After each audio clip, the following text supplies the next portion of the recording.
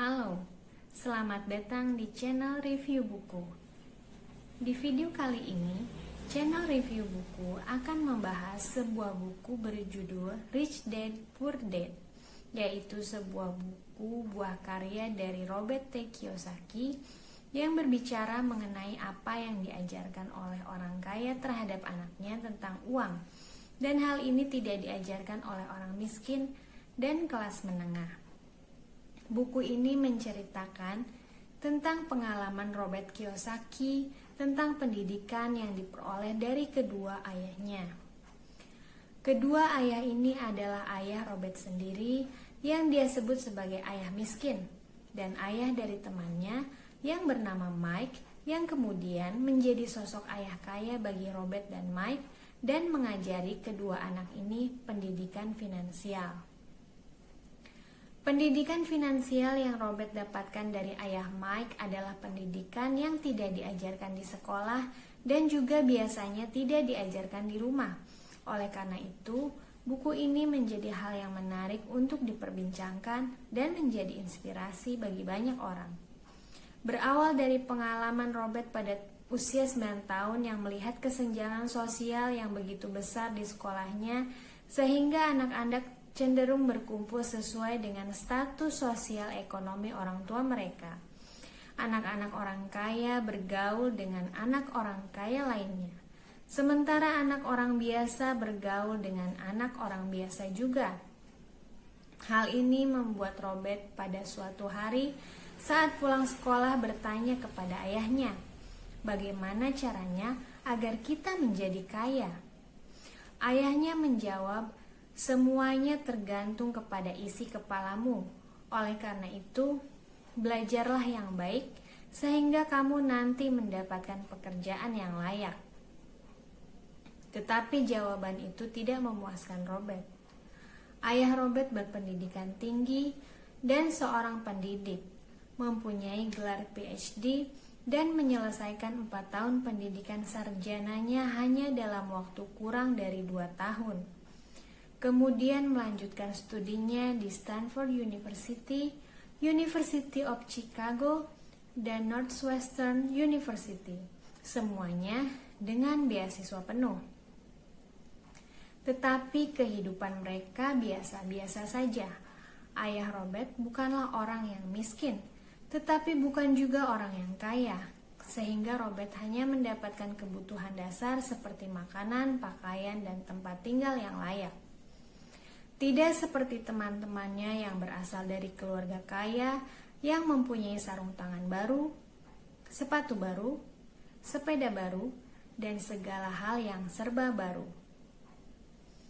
Ayah Mike yang disebut-sebut dalam buku ini sebagai ayah yang kaya justru tidak pernah menyelesaikan pendidikan SMP-nya. Kedua ayah itu sama-sama berhasil dalam karir. Mereka bekerja keras seumur hidup mereka.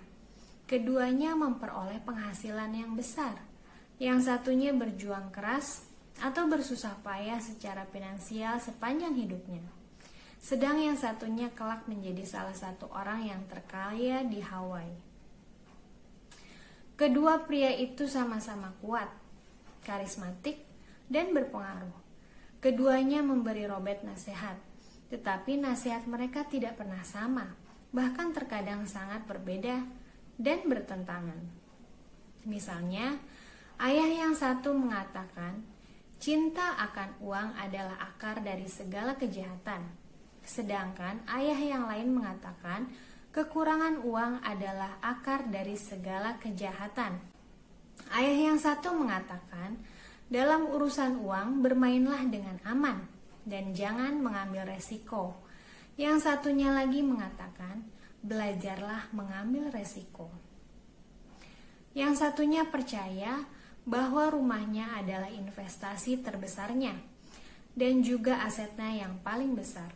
Sementara yang satunya lagi percaya bahwa rumah yang ia tempati adalah liabilitas atau kewajiban, dan jika rumahmu adalah investasi yang terbesarmu, maka kamu akan mendapatkan masalah besar.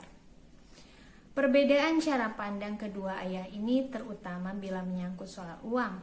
begitu ekstrim sehingga Robert tumbuh dengan rasa ingin tahu yang besar dan akhirnya memilih suatu cara berpikir yang sesuai untuk dirinya.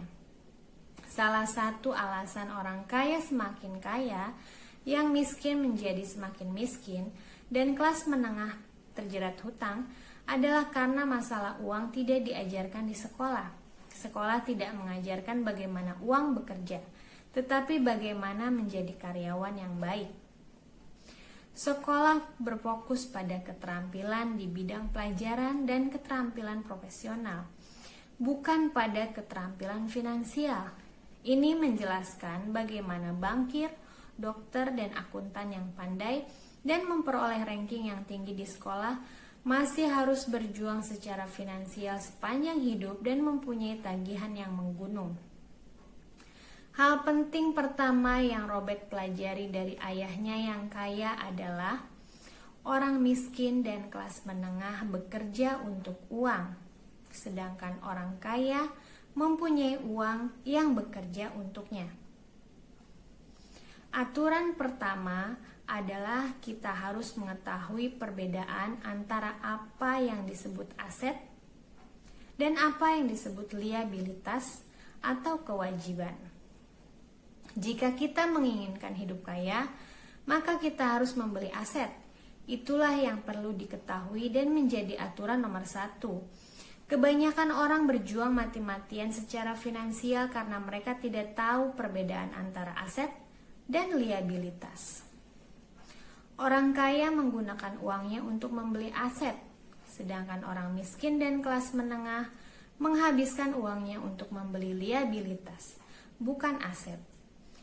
Misalnya ketika kita punya sejumlah uang untuk membeli mobil, orang kaya akan berpikir, apakah mobil itu aset atau liabilitas? Dia akan berpikir, apakah saya betul-betul membutuhkan mobil ini? Apakah ini bisa menghasilkan uang untuk saya? Atau apakah uang ini sebaiknya saya gunakan untuk investasi?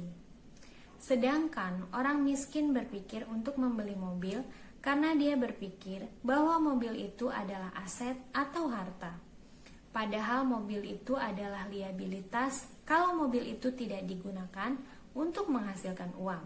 Pada tahun 1990, Mike mengambil alih imperium bisnis ayahnya dan melakukan pekerjaannya dengan lebih baik daripada ayahnya. Mike dan istrinya menjadi lebih kaya daripada yang Robert bayangkan. Imperium bisnis ayah yang kaya berada di tangan yang tepat dan hebat, dan Mike sekarang menyiapkan anaknya untuk menggantikan posisinya. Seperti dulu yang ayah lakukan kepada Mike dan Robert.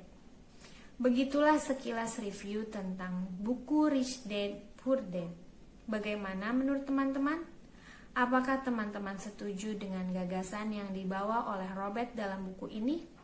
Atau mungkin buat teman-teman, ini bukanlah hal yang baru, karena memang buku ini sudah diterbitkan sejak tahun 2000, yaitu sekitar 22 tahun yang lalu. Apapun pemikiran teman-teman tentang gagasan dalam video ini, bisa didiskusikan di kolom komentar di bawah. Terima kasih telah menonton video ini. Wassalamualaikum.